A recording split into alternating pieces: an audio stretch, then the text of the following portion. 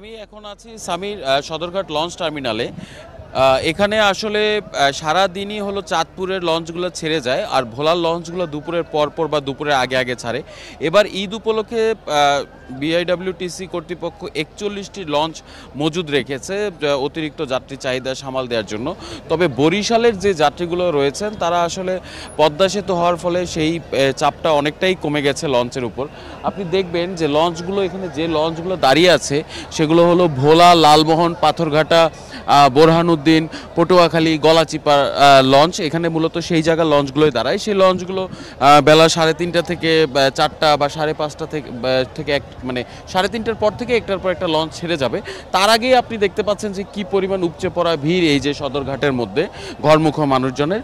তবে কেবিনে যারা যাত্রী আছেন তাদের সাথে আমরা কথা বলে দেখেছি, তারা বলেছেন যে তারা আগে থেকে অনলাইনে বুকিং করে রাখায় কেবিনের খরচ বা বাড়তি কোনো ভাড়া আদায় করা হয়নি। তবে কিছু লঞ্চ ভেদে ডেকগুলোতে কিছু বাড়তি টাকা আদায় করার অভিযোগ পাওয়া গেছে, বাড়তি ভাড়ার।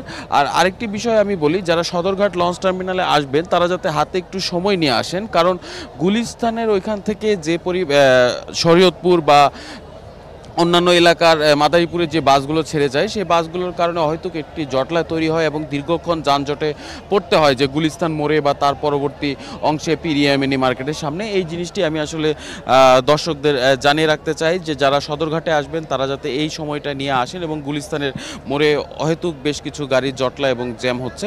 তবে এই পর্যন্ত সদরঘাটের পরিবেশ বেশ স্বস্তিদায়ক, এখনও পর্যন্ত বড় ধরনের কোনো অভিযোগ পাওয়া যায়নি। এমনকি লঞ্চে অতিরিক্ত যাত্রীও আমাদের চোখে পড়েনি। যাত্রীর চাপ আছে, কিন্তু অতটা আশঙ্কাজনক অতিরিক্ত চাপ এখনো পর্যন্ত আমার চোখে পড়েনি।